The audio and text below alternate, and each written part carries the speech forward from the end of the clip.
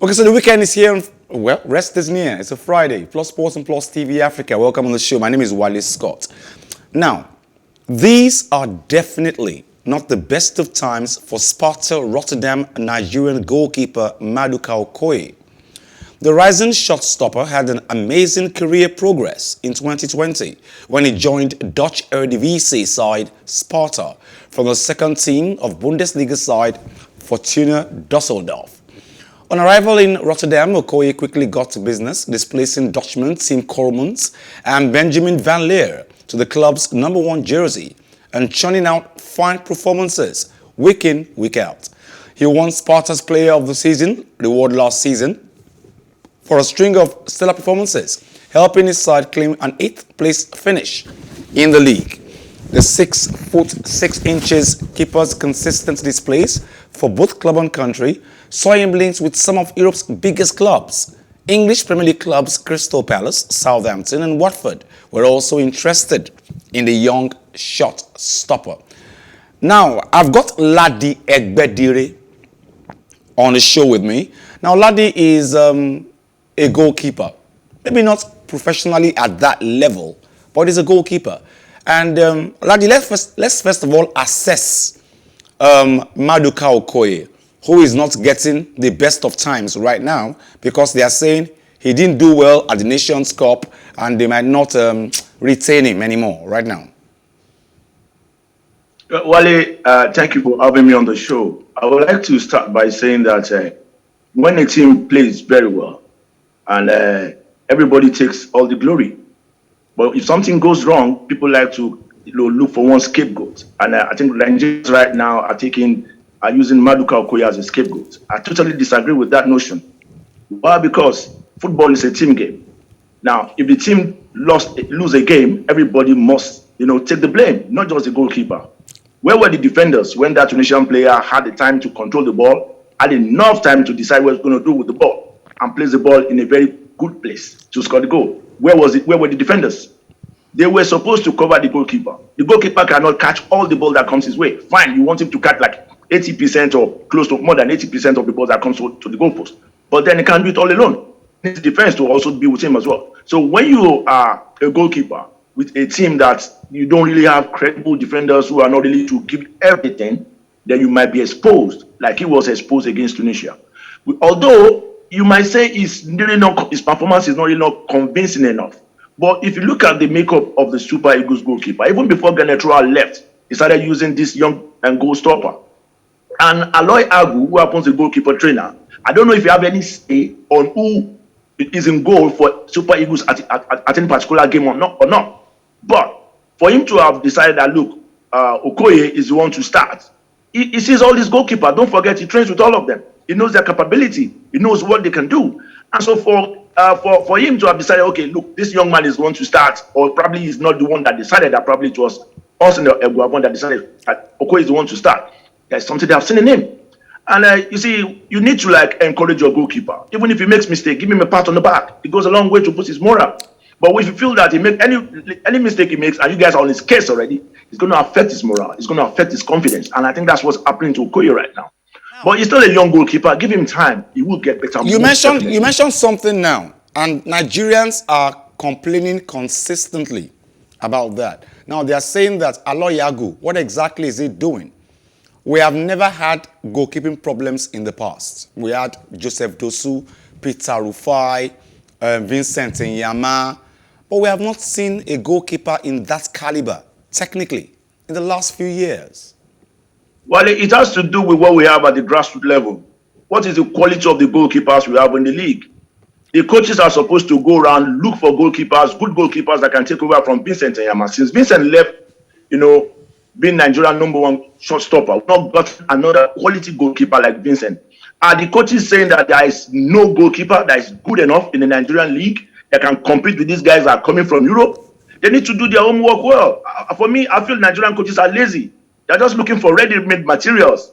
They are lazy. They need to go to the grassroots. It's not a must the goalkeeper should be a starter. It could be the second choice goalkeeper. But there's something you should look out for. See, I worked with Aloy Agu for so many years here in Remax.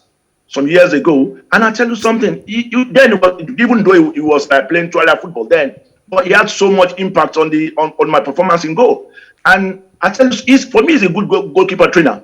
But is he allowed to do the job the way he's supposed to do it? Does he have any say on who starts for the Super Eagles at any particular point in time? Does he have a say? That's one question nobody's asking. People are just saying that they don't know what Aliassime is doing there. Does he have a say? Is he the one that decides who starts a particular game?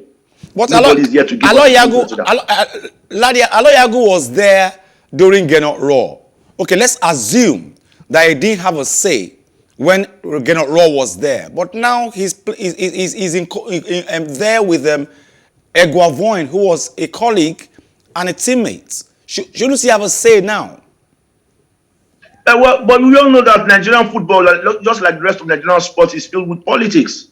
At times, there's some influence outside the team, outside the dressing room, that supersedes that of the coaches. So I don't know now if Eguavoin has the guts, if he has the guts, the confidence in himself to put his feet on the ground and say, look, I'm the one in charge of this thing. I call the shots.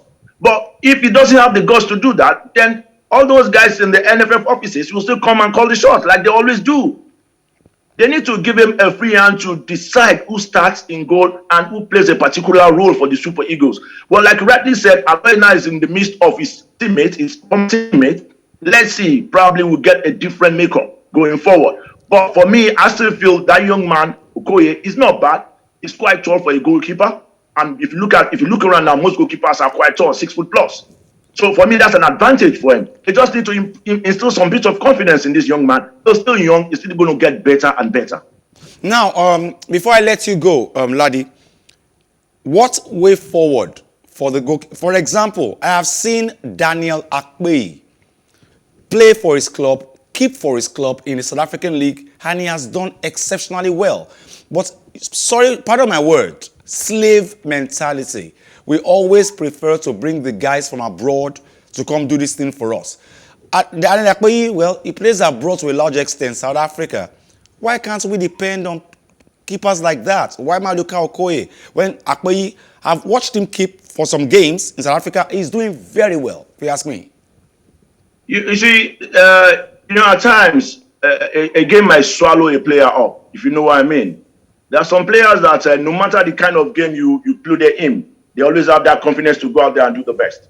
We don't know the performance of Akpeyi probably during the friendly matches. Probably, you understand where I'm coming from? So we need to see him probably in a friendly game, look at his performance, look at his composure, look at how good he is in controlling his defense, because that's one particular thing that nobody really talks about. You must be able to control your defense very well, and you must be able to read area ball very well, because one thing I know that a lot of Nigerian goalkeepers are very susceptible to area balls, square play, and you should know how to read area balls very well. Now, I have not seen him, although I've seen 1 or 2 matches that he's played in South Africa. But like I said earlier, I'm not the coach. I'm not the one that works with these players. They have their coaches that work with them, even though they don't really spend so much time with them. But the 2-3 weeks that they work together, there's something they might have noticed in Okoye, and that probably gives them the impetus to feel that, oh, this young man is good enough to be number 1 Nigerian goalkeeper. Thank you very much for joining us today, Ladi. Thank you very much. Pleasure, Wally. Now, Lebron James led the charge as the Los Angeles Lakers rallied from 12-point fourth quarter deficit to beat the Utah Jazz 106-101. Now, James led the charge for the Lakers, scoring 15 of his 33 points in the final quarter. The Lakers did get some bad news, however, as Anthony Davis went down in the second quarter after spraining his right ankle. With the win, the Lakers are now 27-31 for the season, which the Utah Jazz are on 36-22. Lebron James. Some people call him King James.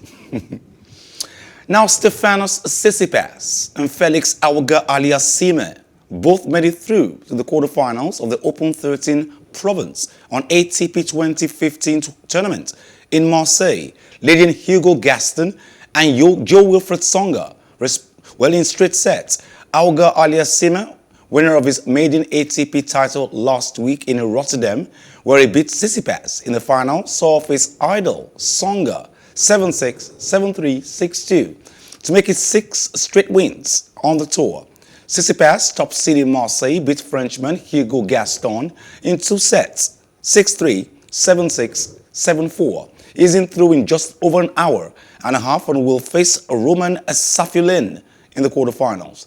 Canadian world number 5, Auga Aliassime, takes on Ilya Bashika in the last 8. Big tall man Tsonga. Well, it's tennis. Anything can happen. Some sad news today. She was first of all said to have used drugs. She's only 15. And at that age, you don't need all that pressure, public pressure. But she got all that pressure, but she still went out, got encouraged, and we expected her to do very well. Unfortunately, Russian teenage figure skater Kamila Valieva tumbled to 4th place in the women's singles event yesterday, yielding to pressure of a doping controversy that has rocked the Beijing Games. In a final twist that ensures a medal ceremony will go ahead on Friday, Valieva's compatriots Anna Shabekova claimed the gold medal and Alexandra Trasovora took the silver, while a beaming Kaori Sakamoto of Japan claimed the bronze medal. After stumbling to the ice more than 15-year-old Valieva gave one last forced smile to the judges and masked her face with her hand, and she skated head down towards the exit. The skating prodigy, favorites for gold ahead of the games, had been hoping to shut out the noise of a doping scandal after testing positive for a banned substance in December, news of which only broke on February 8th, a day after she helped the Russian Olympic Committee win the team competition. And it's sad for a 15-year-old to be going through all this early in her career. I think it's tough. And the poor girl broke down and cried when she couldn't make it happen because there was too much pressure on her shoulders. And we can understand. Plus Sports and Plus TV Africa. Thank you for joining us on the show today. Join us same time tomorrow on Plus Sports Special. Thank you, Onoja. Thank you very much, Kayode. Thank you very much, Femo, manning the downstairs powerhouse. Thank you. Omotola, thank you very much for always having my back, and I'm going to miss you. I can assure you that. Join us same time tomorrow on Plus Sports Special. My name is Wally Scott. Like I always advise you, at the end of every show, if not for anything, at least for your heart, do some sports.